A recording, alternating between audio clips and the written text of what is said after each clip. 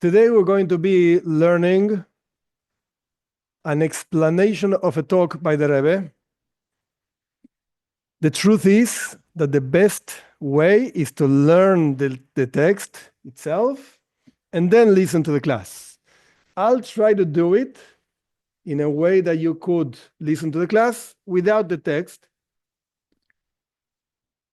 But the truth is the best is to first of all learn the text and then the class. This class is going to be around this text that you know already, and I hope you read it. And I'm going to explain the text. It's not that I'm going to say great things that are not written over there. Everything that is written over there is what I'm going to say. What I'm going to say is written over there.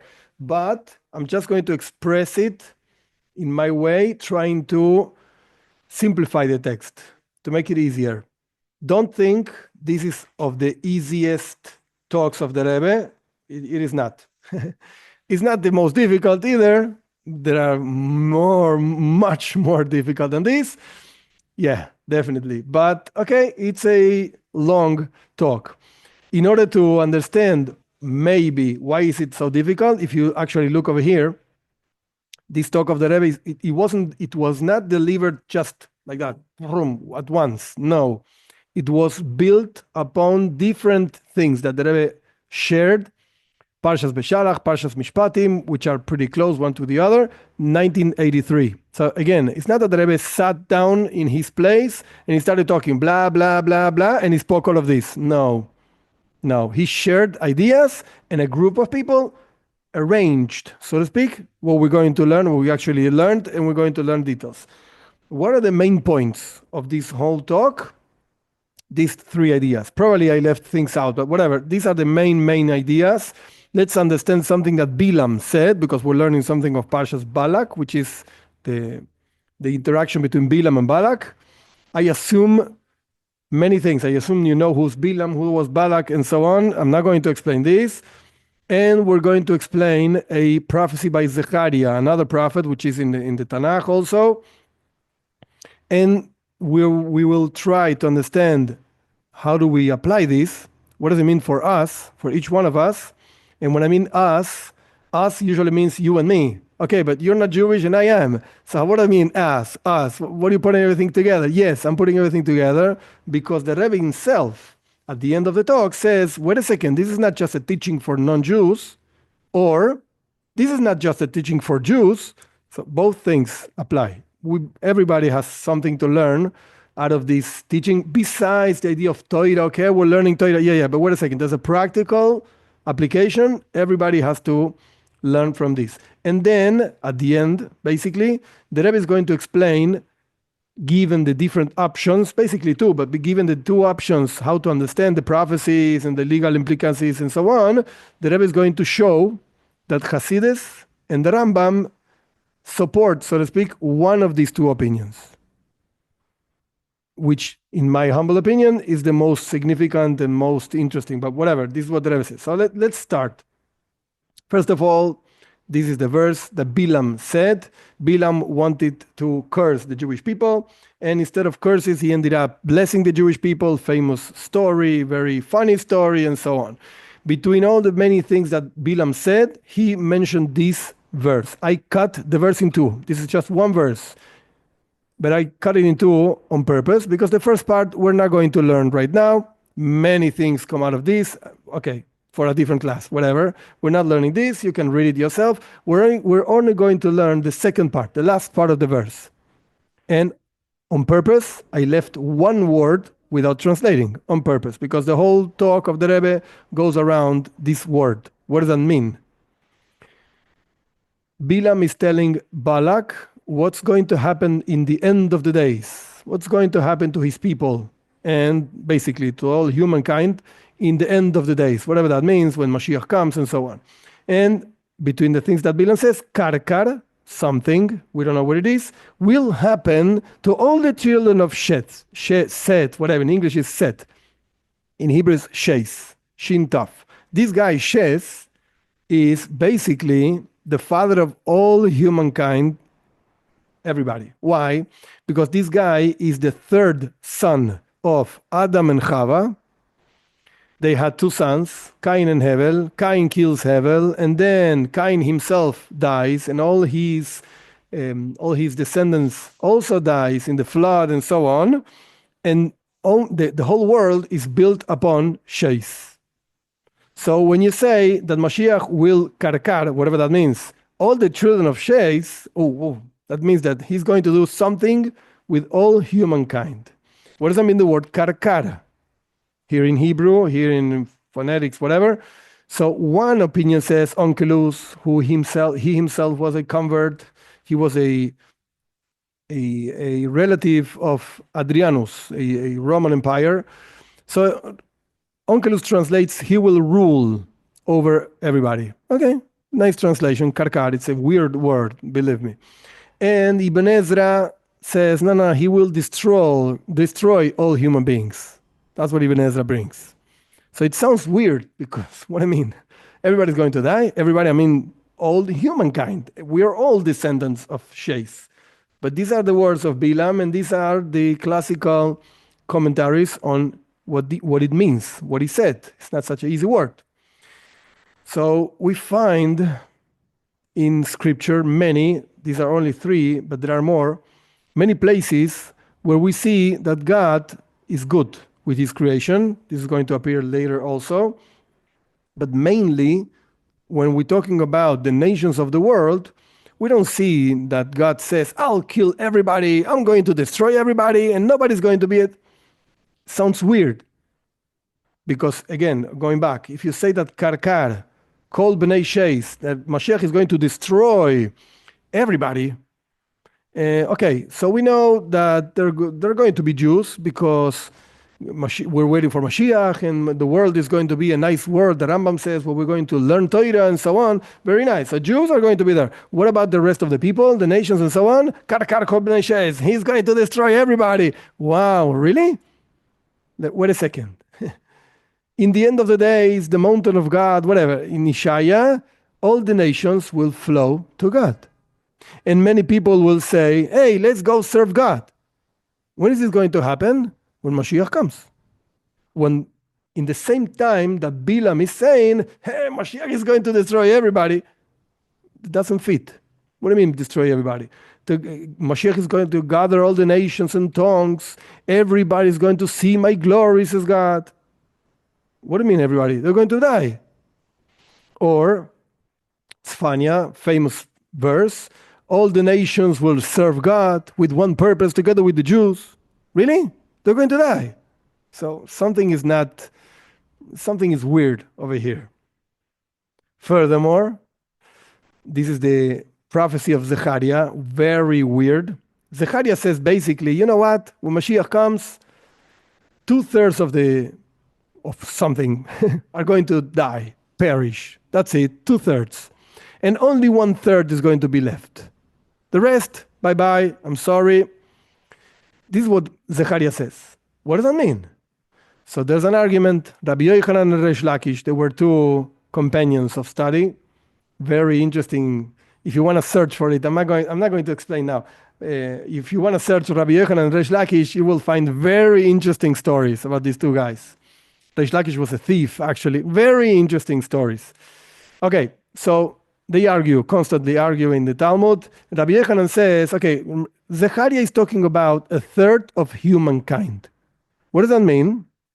It means that some non-Jews are going to die, oh yes, but some are going to remain alive.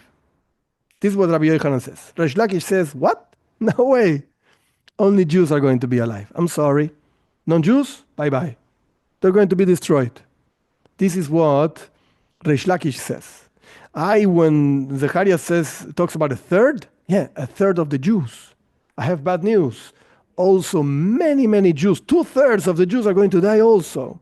Nations, of course, they're going to die. Jews, 2/3 are going to die. And just 1/3 is going to be left. This is what Reish Lakish says.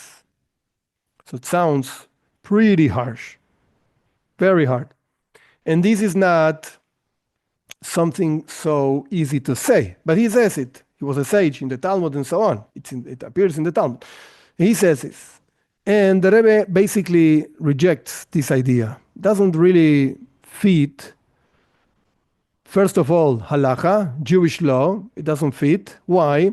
The Rambam writes, when talking about Mashiach, the entire world will serve God. And we're going to see later that everybody is going to be together learning. We saw this in Zephaniah. Everybody will serve God. What are you going to say? Then everybody's going to serve God, and then God is going to kill everybody? What do you mean? It doesn't sound so merciful on God. And furthermore, this idea of the entire world serving God, it's very important. Why? Because this is one of the ways we have to prove who's Mashiach and who is not. So if a guy comes today and he says, hello, I'm Mashiach, really? Is the whole world serving God? Not really. So I think you're not Mashiach. I'm sorry. Is the temple built? Are you going to build a temple? No, I don't have time now. So, okay, you're not Mashiach. I'm sorry. And furthermore, okay, I should see 7 over here. It's understandable. Furthermore, we have to go and teach the nations the 7 laws of Bnei Noach and so on, that you already know, etc., in order to bring Mashiach. So, okay, take a non-Jew. What is Reish Lakish saying? Like, take a non-Jew, teach him these 7 laws, drive him crazy because he has to leave the idolatry he does and has to do this and that, and then kill him. Okay, very nice. Interesting and smart God. No, it doesn't fit. And the strongest question the Rebbe brings, the verse says in Tehillim, in Psalms, God is good to everybody. His mercy is upon all his works. Really? And then he's going to kill them? What's the mercy of God? Doesn't make any sense. So we have 2 options basically. Either say Reish Lakish is crazy, he doesn't know what he's talking about, we don't accept him, bye-bye. Or say, we don't understand what Reish Lakish is talking about. Oh, sounds better. Maybe Reish Lakish is trying to say something else. And this is what the Rebbe is going to actually explain. These 2, Rabbi Yochanan and Reish Lakish, arguing what Zechariah meant when he was talking about 2/3 and 1/3 and so on, maybe they mean something else that we're not getting. And this is what the Rebbe is going to explain. So first of all, the Rebbe establishes, and actually we learned this already, that there will be non-Jews in the world to come. Parentheses, the Rebbe brings it only in a note, very small note, that for those that don't learn inside and deeply and so on, they just don't even get it. I had a teacher, when I learned, I still continue learning, but when I was younger, and he used to say like this: if you want to learn a talk from the Rebbe, first of all, you read it once, like the whole thing. There are going to be things you don't get, things you do get, don't worry, just move on. You read it once. Once you finish reading it once, you got the general idea, now start reading again. And now you stop. This I get it, this I don't get it. Why is the first chapter the first one? Why isn't the first chapter the second one? What's the new thing the Rebbe is bringing on the second chapter on regards of the first chapter? What's the order of and so on? And then, when you finish with that, you start reading again. And you read with the notes. And you don't just read the notes. You go search for each note that the Rebbe is saying, go look there, you go and look there. Each note. And you learn what the note says, and what is the Rebbe actually, how is the Rebbe understanding that note, and so on. You could be a whole year just learning one talk of the Rebbe, just one of them. And then you start seeing the greatness, really greatness of the Rebbe. Amazing, amazing mind. Amazing mind. Okay, so let's move on. Clearly there will be nations in the world to come. I was saying between the parentheses, sorry, I forgot. There's a note that the Rebbe brings, that's why I started talking about notes, that says from Drashes Aran, interesting, Ran Rabbeinu Nisim, in Spain, 1300s, he brings that all the non-Jews are going to convert to Judaism in the world to come. It's in an interesting note, interesting idea. Not everybody agrees to that. I should point it out. Not everybody agrees to this. But if you bring a source from the Ran, anybody that learns a little bit of Torah, if you bring a source from the Ran, you don't say, I don't care. No, I'm sorry. He was a big guy. He was an important guy. So you don't just say, I don't care about that source. It's interesting. Okay, so clearly there will be nations in the times of Mashiach in the world to come. That's for sure. God is not going to kill everybody. Doesn't make any sense at all. It doesn't fit any of the prophecies that we see, and there are more, and so on. Over here, I just brought two that the Rebbe also brings in the text. You can read it. So for sure, there will be non-Jews in the world to come. Now, the question over here is what actually means redemption? What means Mashiach? That's the question that Reish Lakish and Rabbi Yochanan are arguing about. How is it going to express in the world this whole thing of Mashiach? So the first point, which actually everybody agrees because it is also from Zechariah, from the same guy that we don't understand his prophecy of 2/3 and 1/3 and so on, he also says, I will destroy, remove the spirit of impurity from the earth. There will be no evil, no bad people, no, even, I'm saying this more ironically than meaning, even if you want to say that the nations of the world are evil, okay, but in the world to come, they are not going to be evil.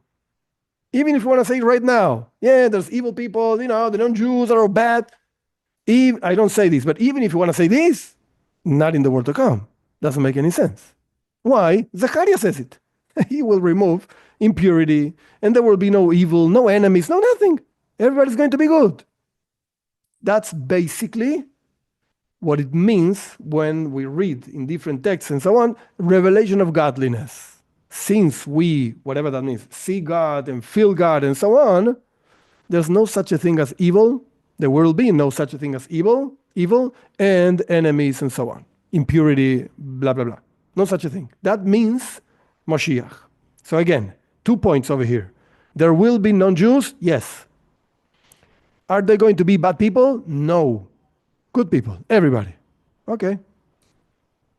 Now, how is it really going to be felt, this Mashiach times, redemption, and so on, by the non-Jews?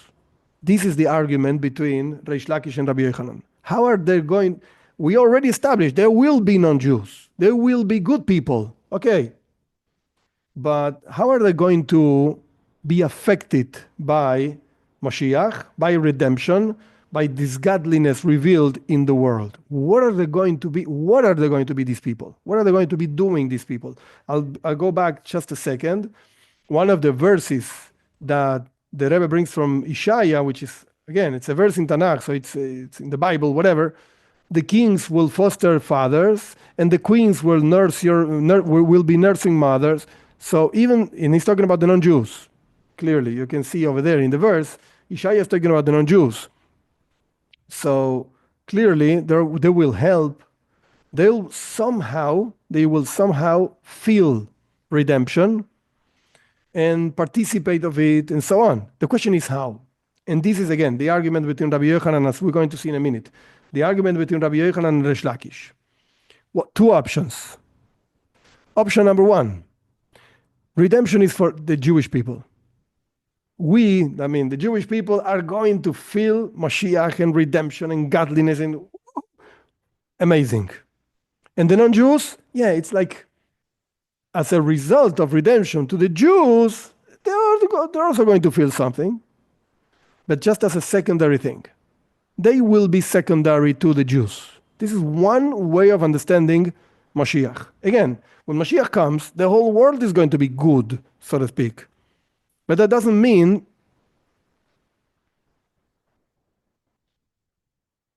that the non-Jews have an important role or have an important mission and so on. No, they're just going to feel it because the Jews have it. That's all. That's one way of understanding Mashiach for non-Jews. The second way of understanding Mashiach for non-Jews is that redemption it's a thing in itself for non-Jews. We're not dealing here in this particular talk only at the end. The Rebbe mentions very briefly, and I will mention it later also. the difference between Jews and non-Jews in the times of Mashiach. The Rebbe is going to talk about it at the end. But at this point of the talk and the presentation and so on, we're not talking about the difference between how is going to be felt Mashiach by Jews and by non-Jews. We're just saying they're also going to feel Mashiach, not as a secondary thing to the Jews. I would say like this.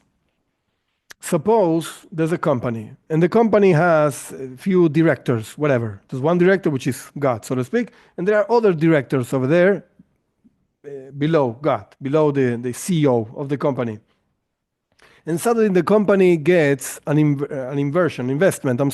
Somebody bought something and somebody put money to the company, and the whole company is much better than before. Now we have new chairs and new desks and new everything, new computers. Woo! The company is going forward. Baruch Hashem. Everybody feels this new, fresh, quote unquote, money into the company.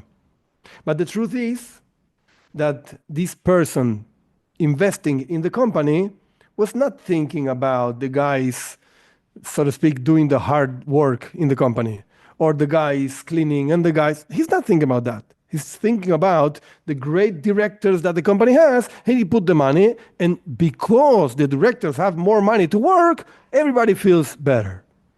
That's step number one. That's type number one of redemption for non-Jews. The Jews would be the directors, and the rest of the company would be the non-Jews. Okay, everybody feels better because there's more money in the company, but it doesn't mean that the money came because of them. No. Way number two, path number two is, no, you didn't get it. The money is invested in the company because of the work of each one of the workers of the company. And therefore, each one of the workers of the company is going to feel better and really take advantage of this new, fresh money that came into the company. That's way number two. In the words of the Rebbe, redemption is going to be felt in my words, understanding the Rebbe, felt in every single corner of the world. Everything is going to feel redemption, Mashiach. Not that the Jew is going to feel Mashiach, and then the non-Jew automatically is going to feel something also. No. The non-Jew is also going to feel Mashiach. Why? Because Mashiach means a personal refinement. Let me give another example of these two things, because this is actually the main thing of the whole talk. And then the Rebbe is going to show how Hasidus and the Rambam hold the second way. This is also very interesting. But first we have to understand the difference between these two ways. Otherwise, we miss the whole talk. In the first way, the whole world in the times of Mashiach is going to be refined. Of course, there's not going to be evil, everybody's going to be nice, and so on. But the question is, did this refinement came from each individual person in the world? And I'm talking about people, I'm not talking about cats and dogs and so on, because they don't refine themselves, they're just cats and dogs. I'm talking about human beings.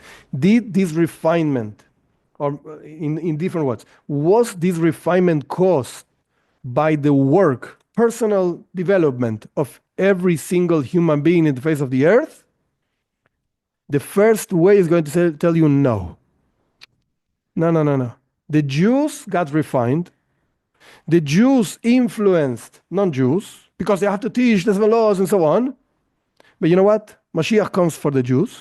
Mashiach came because of the Jews. And automatically everybody's going to be better because everybody's going to feel nicer and no evil and no nothing and so on. Did the non-Jews work for Mashiach? No. Who cares? That's way number one, path number one. Path number two, no. Mashiach comes because every single individual of the world worked in himself, herself, whatever, it's the same thing, and that brought Mashiach. Of course, somebody has to teach them, the non-Jews, about Mashiach and about the 7 laws and so on. Okay, that's the job of the Jews. You're right. But once the non-Jew got the message, so to speak, he, she, the same thing, started working and developing himself, herself. Really changing yourself. I'm not saying converting to Judaism. That's not what I'm talking about. Becoming a better person, growing, leaving idolatry and so on, to serve one God and do whatever He wants from each one of us. But it's going to be your personal work. Therefore, the results, you're going to feel it according to how much you worked in yourself. In the first way, everybody's going to feel the same because it doesn't really matter what you did or you did not, how much you worked on yourself or not. You're going to feel Mashiach anyway. In the second way, according to how much you refined yourself, that's how much you're going to enjoy what's going to happen. And if you did not work in yourself, you're also going to feel better, no doubt, because the whole world is going to be better. But somebody that worked is really going to enjoy it much, much better, much more. These are the two ways of how Mashiach, redemption, and so on can affect non-Jews, secondary or primary. Okay, let's move on. So now the Rebbe is going to start putting everything into place. He does it in a different way, and in the middle he offers an answer that he himself rejects. I just jumped all of that. And the Rebbe answers like this. Okay, let's go back to the word karkar, this weird word. And we said this word could be translated in two ways. Rule, that Mashiach is going to rule over every single human being, or that Mashiach is going to destroy. All right? Second part, so to speak, of the question and so on, 2/3 of the world are going to perish. We still don't know what the world means. And 1/3 is going to be left. According to Rabbi Yochanan, 1/3 of humankind, including non-Jews, are going to be left. According to Reish Lakish, 1/3 of Israel is going to be left. The rest, bye-bye. That's what we understood. And it didn't make any sense because of the mercy of God and all the prophecies about the non-Jews in the world to come and so on. So the Rebbe explains like this. Reish Lakish and Rabbi Yochanan are arguing, how will the non-Jews feel redemption?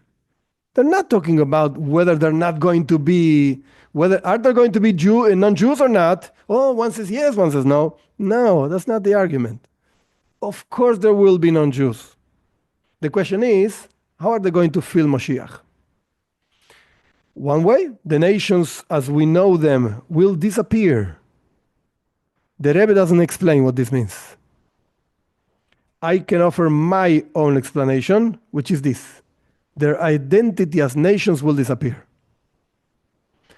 What does that mean?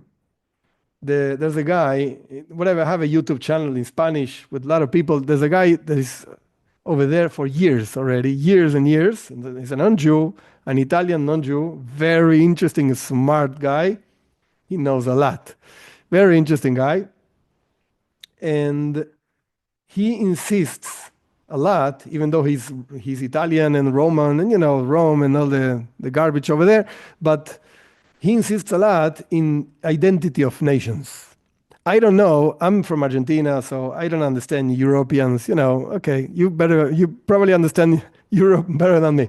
But, Europe has all kinds of things. These people from this country, these people from this country, they want to make a whole Europe country. There's no one country, forget it. Germans and Germans, and these are this, and these are that, and French is French, and Spain is Spain. Don't mix everybody. Not everybody is the same. It's okay. They have their identity for centuries already. It's not something new. And okay, you can have a common coin, a common currency. That's fine. But the truth is, they don't think everybody the same. They don't live everybody the same. They don't look the same. Whatever. So it's different identities, national identities, which is okay, no problem. That will disappear. No more. Everybody's the same. That's what's going to happen in the days of Mashiach for the nations. Has to be very clear, for the nations.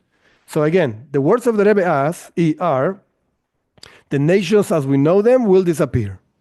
My interpretations of what the Rebbe is saying is, the national identity. Like, I'm from Spain and Spain is blah, blah, blah. I'm from Britain and Britain is blah, blah, blah. That, no more. Forget it. And everybody's going to recognize that they're secondary to the Jews. This is what Reish Lakish actually means. Not that a third of Israel is going to survive the prophecy of Zechariah, and the nations will die. No, the nations are going to be there. But the identity as something in itself, I'm from Spain, I'm from this part of the land, I'm from this part of the earth, and so on, that's it. Forget it, no more. Just nations of the world. That's what Ibn Ezra says. Mashiach will destroy all human beings. What? No, not that he's going to kill. No, that's not what it means. He means the, again, identity of a thing that would call himself, I'm from the nations of the world, from this nation, that nation, that's going to disappear. Second idea, the nations of the world will exist. Completely opposite of what we just learned, okay? The nations of the world will exist. Of course they will exist. As they are right now. As we know them. And furthermore, they will be an integral part of redemption. They will cause redemption together with the Jews, of course. And they will enjoy redemptions, as I explained before. This is what Rabbi Yochanan is saying. And this is what Onkelos is saying. Mashiach is going to rule over all human beings. But that doesn't mean that they're going to lose their identity as we know it right now. So maybe, and this is just a maybe and a huge maybe, is my interpretation, that's all. What they're arguing is, Rabbi Yochanan and Reish Lakish, is there going to be a national, ethnical, or whatever you want to call it, identity when Mashiach comes? Rabbi Yochanan would tell you yes. And that's okay, and that's fine. You are the way you are, and you can enjoy Mashiach, and you can develop yourself and grow and so on. And that's fine. That doesn't have to be lost. And I'll give an example in a second. And Reish Lakish will tell you, no, forget it. Just Jews and non-Jews. That's it. That's all that's going to be around. Example, before moving on. The Rebbe, he sent lots of shluchim, of emissaries all around the world. One of the ideas of an emissary, in general, in Jewish law, is that shlucho shel adam kemoise. The emissary of a person is like the person. Really like the person. There's a whole big, deep argument of what this means. But the emissary of a person is like the person. For instance, if you don't live in Argentina, I live in Argentina, you don't live in Argentina, but you want to buy a house in Argentina, so you give me the money, you make me, we're talking about halacha, Jewish law. I'm not talking about like regular law. I don't know how it is, and I don't care. But in halacha, you give me the money, you make me your emissary, and I buy this house with your money, and the house is yours. I bought it. Yeah, but it was your money, and I was your emissary. I mean, again, halacha, Jewish law. I was your emissary, therefore the house is yours. 100%. I'm like you, so to speak. I'm buying this house, but the truth is, you are buying this house, even though I'm here, physically speaking, buying your house. Right, now. That's nice, but think about the Rebbe. The Rebbe cannot be, of course, he's a human being with flesh and body and so on. The Rebbe could not be in every single place in the world. In all the places where he sent emissaries. Impossible.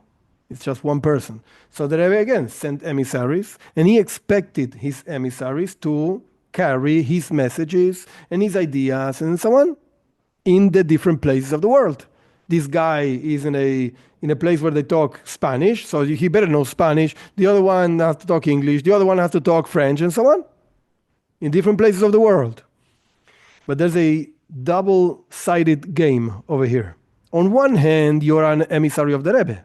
So everything you do is actually the Rebbe doing it. The emissary is like the sender of the emissary. On the other hand, the Rebbe is clearly expecting, and he spoke about this many times, expecting you to make decisions. Because you are there and you can actually evaluate the situation and you have to make decisions. You can't for every single thing that happens in life, raise the phone and ask the Rebbe, what should I do now? I'm your emissary. Tell me what to do. No, you have to take decisions.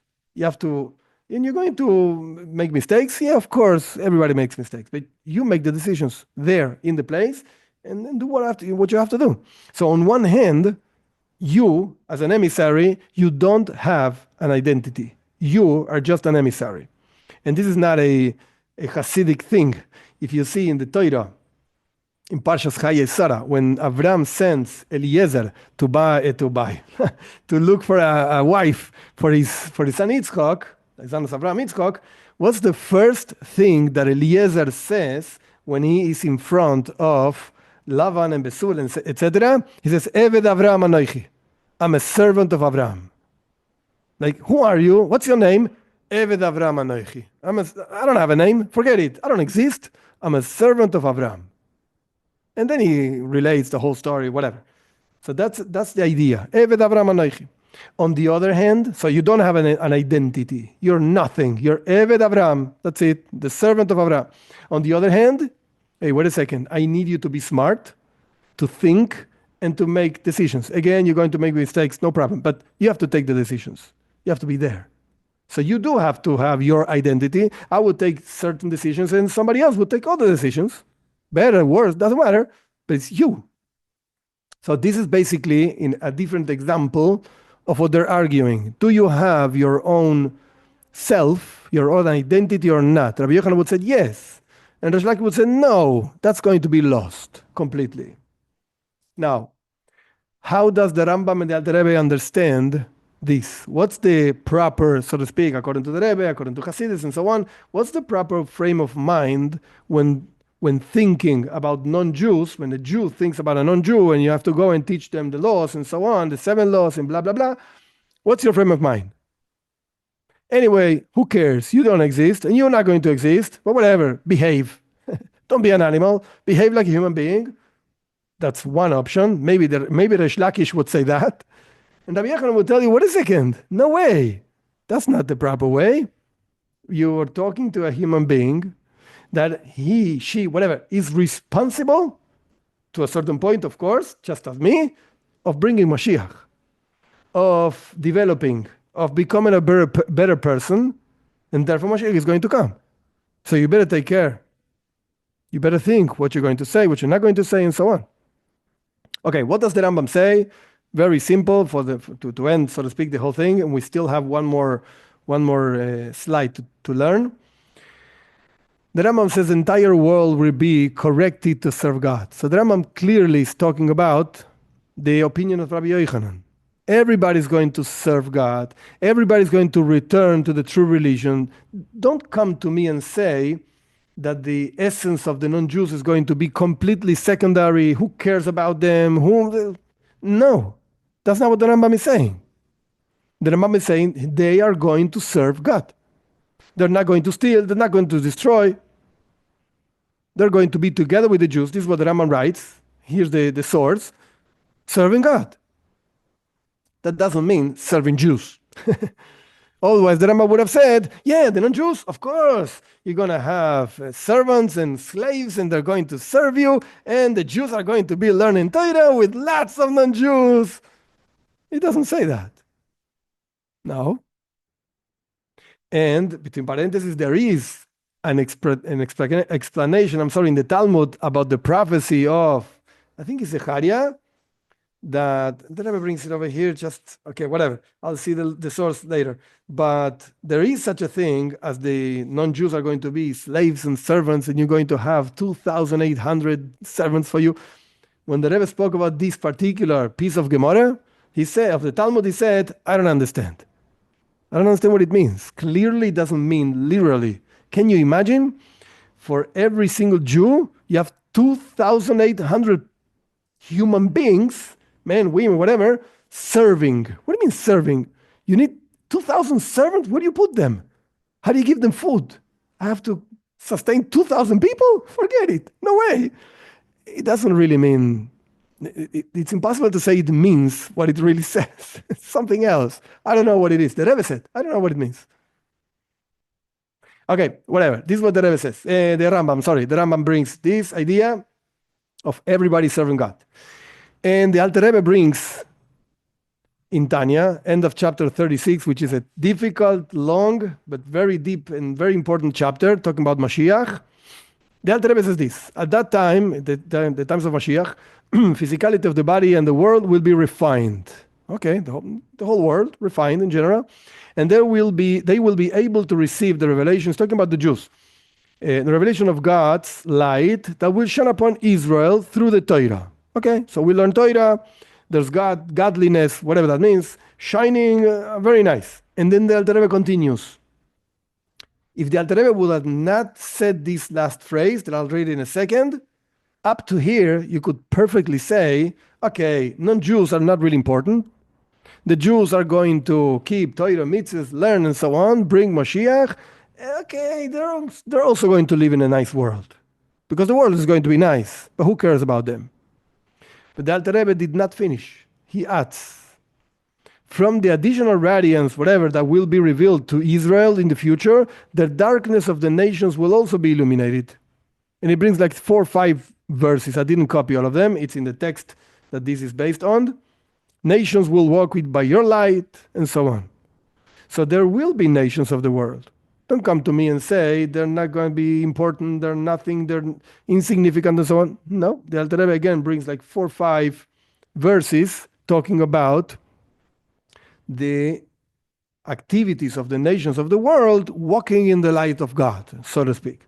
So the Rebbe brings these 2 opinions to show how halachically, legally speaking, the Rambam is a book of laws, there will be non-Jews in the world to come, and they will have their own identity, and they will be refined, and they will be serving God, and they will be understanding, and so on. And the Rebbe brings the Alter Rebbe from the mystical point of view, so to speak. Halacha is the Rambam. Alter Rebbe is a more profound, whatever, mystical point of view. There will be no Jews, and so on. The same thing I just said. With this, the Rebbe, I'm just going back a second, the Rebbe is clearly saying, like Rabbi Yochanan is saying, like Onkelos is saying, Mashiach is not going to destroy non-Jews. No. Now, at the end, the Rebbe brings, there's still going to be a difference.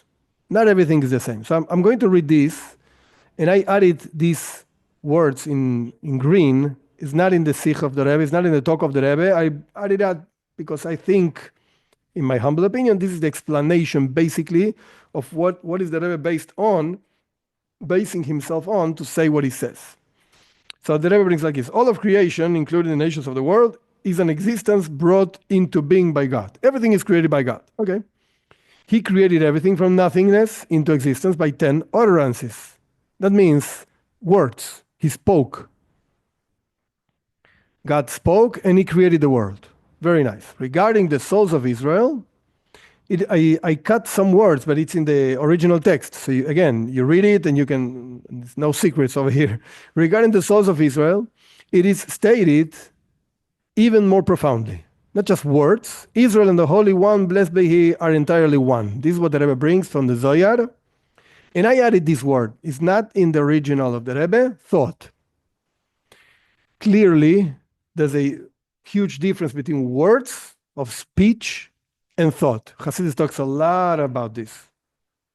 The world is created through the speech of God. And the souls of the Jewish people are created through the thought of God. This is a midrash, a famous midrash. Machshavtan shel Yisrael kol mechol davar. The thought of the Jewish people came up in God's mind, whatever that means, before anything else. So there's a relationship over there with thought. And clearly, in a regular human being, thought is something closer to the person than speech. Speech already goes out.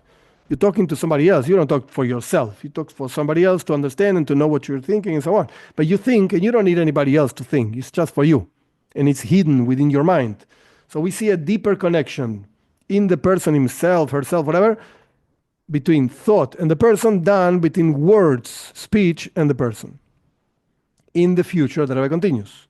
When the truth of God is revealed to the world, so everybody's going to perceive God and so on, This will be felt throughout all the creation, and that includes the nations. The Rebbe says clearly, that includes the nation. Everybody is going to feel Mashiach, like we explained from the Rambam, from the Alter Rebbe, Onkelos, Rabbi Yochanan.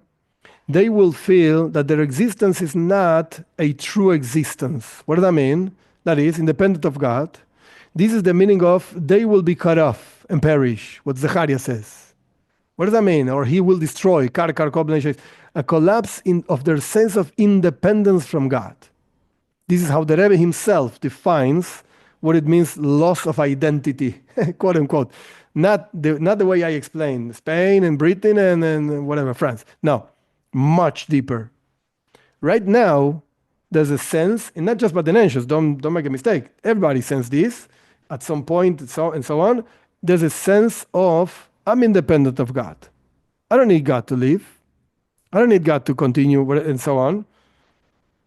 And you find many, many people, unfortunately, that don't believe in God and they're still alive. And they're, quote, so to speak, fine, whatever that means, fine, they're okay. And they don't believe in God. So they don't, quote unquote, need God. Okay, God sustains them anyway. We know, okay, very nice. But they say they don't believe and they're fine. So this is the, quote unquote, identity, deep identity that is going to be lost, destroyed, perish, and so on in the world to come. Nothing is going to feel independent of God. There's not going to be such a possibility because God is going to be revealed. That's what Mashiach means. That's what redemption means. By contrast, the Rebbe continues regarding Israel, it will be revealed that their very existence is God's essence. That's why he brings again the Zohar. Israel and Kuchabrichov are one. We and God are all one thing.